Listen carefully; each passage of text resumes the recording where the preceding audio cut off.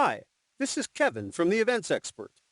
In the previous section of this video, How to Start Selling Tickets Online in 10 Minutes Part 1, I recommended Ticketor.com as the ticketing platform and Stripe.com as the payment processor, and explained why I chose and prefer these tools. In the next 10 minutes or so, we are going to sign up for Ticketor. We are going to sign up for Stripe and add it to our Ticketor website. We are going to create an event on Ticketor and add tickets. Then we are going to log out and purchase a ticket using your real credit card to test our settings. Then we are going to log back in and verify the purchase and reports. Optionally, we are going to improve the design and other customization on our Ticketor website. It shouldn't take more than 5 to 10 minutes, so let's get started. We are going to go to Ticketor.com to sign up first. So I have the website open here. This is Ticketor.com. And as you can see here at the top, there's a menu, and the last option on the menu is the sign up. When you click on the sign up, it takes you to this page. You have to enter your basic information like email, password, first and last name, enter your website and business name, the name that you want to show up on your website, and you are going to choose an address for your website. The default address is ticketor.com / the name you choose here. So I'm going to choose ticketor.com / the event expert. Later on, if you use the premium plan, you can move the website to your own domain, so you can move it to the eventexpert.com if you want to. That's an optional step. So I'm going to continue here. I have to select a plan. I can select either the standard plan or the premium plan. The standard plan has no monthly fee, no setup, just 2.9% as explained before. And if you choose the premium plan, you get more features, even though you don't require it for selling tickets and event ticketing. So I'm going to select the standard plan for this demo. I agree and finish, and the website is created. I get the welcome message, and I get a welcome email. And this is my website, ticketor.com / the event expert.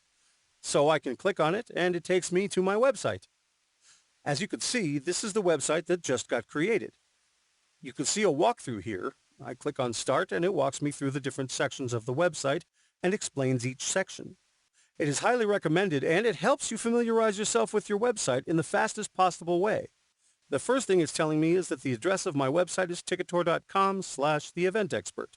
So anytime I need to log in or I need to send people to buy tickets, this is the address where I have to send people. For the sake of this demo, I'm not going to go through the walkthrough. I'm going to close it right here, and if you need to reopen it, you can from here. One important note is that even though Ticketor is fully responsive and fully mobile friendly and you can manage your events on mobile, for your first experience I highly recommend you use a laptop or a desktop computer so you can see everything and learn it much faster. So at the top of the website they created a logo for us that we can later change and upload our own logo. There is a control panel here that has basically every setting that we need to use. The very first step is the quick start. It tells me there are 2 steps that I have to do before my site is ready to use.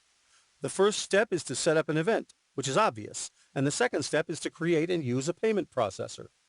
So let's start with setting up an event. I'm going to click on this link, and I'm going to click Start here. Another walkthrough shows up on the event creation page and walks you through the creation of the event. I'm going to close it, but again, I highly recommend that you use it.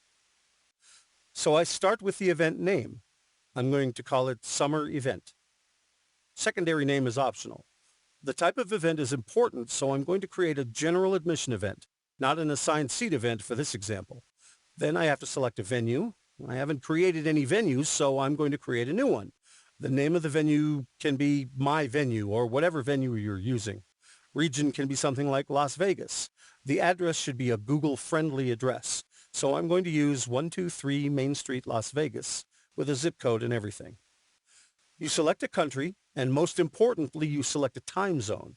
Time zone determines when the tickets start selling and when they stop selling. So I'm going to save this venue. Okay, this venue is now selected here. Then I select event date. Let's set it for first Saturday of September at 8 p.m. I could set the event duration. Let's say it's 3 hours. I can specify when I want to start selling the tickets. So I want to start this right away, so I'm going to set it to today, and I can set when the event sale is going to stop. I'm going to set it for 2 hours after the event begins. That means that even though we start admitting people to the event and even though we start the gate control process, we can still continue selling tickets. And people can buy tickets through our box office or online or on their cell phone, can just walk through the gate without any problem. The currency, if you have to collect tax, and all that information goes here. So I'm going to hit save. The event created successfully. I can go to the Delivery and Returns tab and specify my delivery methods. The two default delivery methods are will call and venue pickup, or people could print their e-tickets at home or just show them on their phone. You could specify your return policy if you have one. If not, you can just specify no returns. You can upload pictures and videos, so I'm going to choose a file. I'm going to upload my flyer here, and I'm going to save again. There are more ticket options and things here you can do. And the next step is to go to the Add Update Tickets page, and another walkthrough shows up here. So I'm going to close it for now. There are two steps to do here. The first step is to create your price levels or your pricing structure. Let's say for this event we have two price levels. We have a VIP price and add whatever description you want. Let's say 2 free drinks included. You will specify the face price. Let's say it's $50. And one of the greatest advantages of Ticketor is that you can specify how much the buyer pays in service charges. So you could specify the dollar amount, or you could specify a percentage. As you know, Ticketor's percentage is 2.9%, or let's say 3%, and the payment processing fee is another 3%. So if you put the service charge at 6%, you're actually transferring all the fees to the buyer.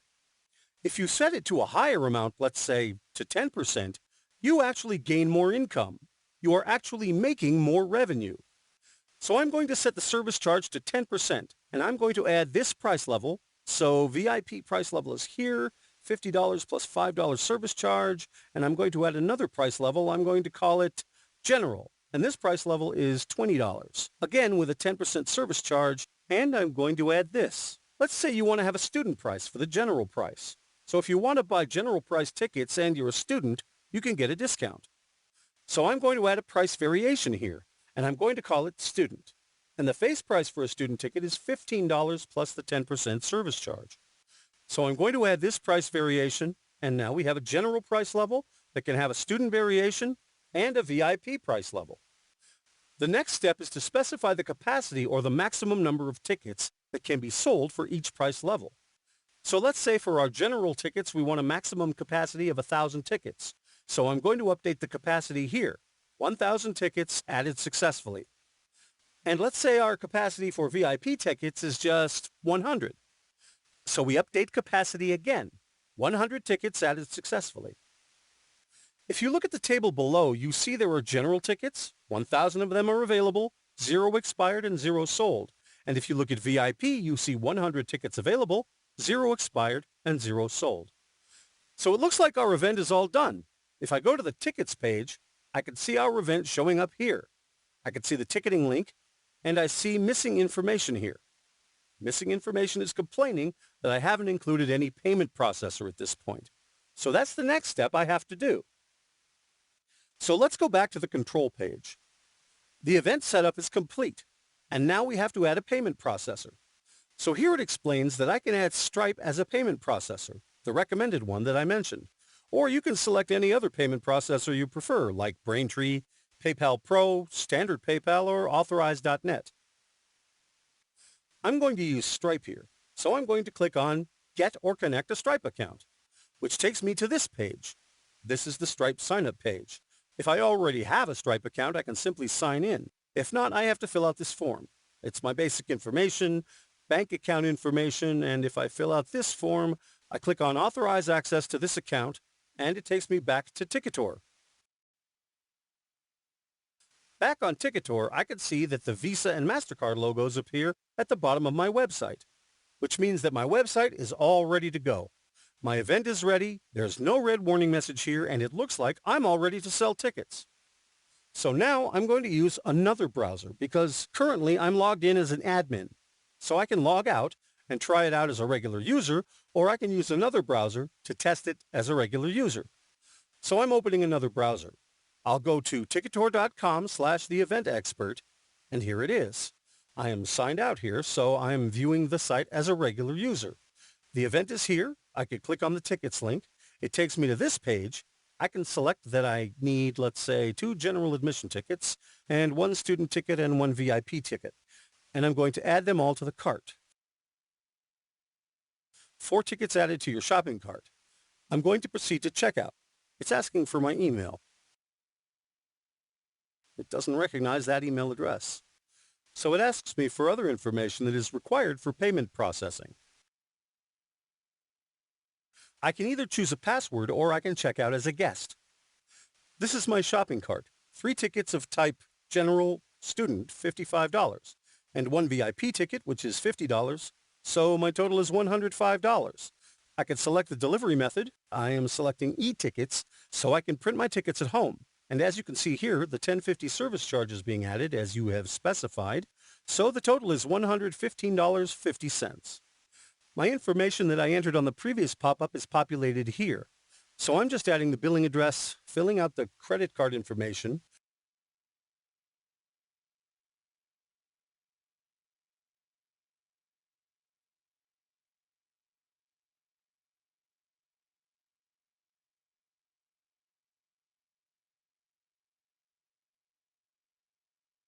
then I click Buy Items.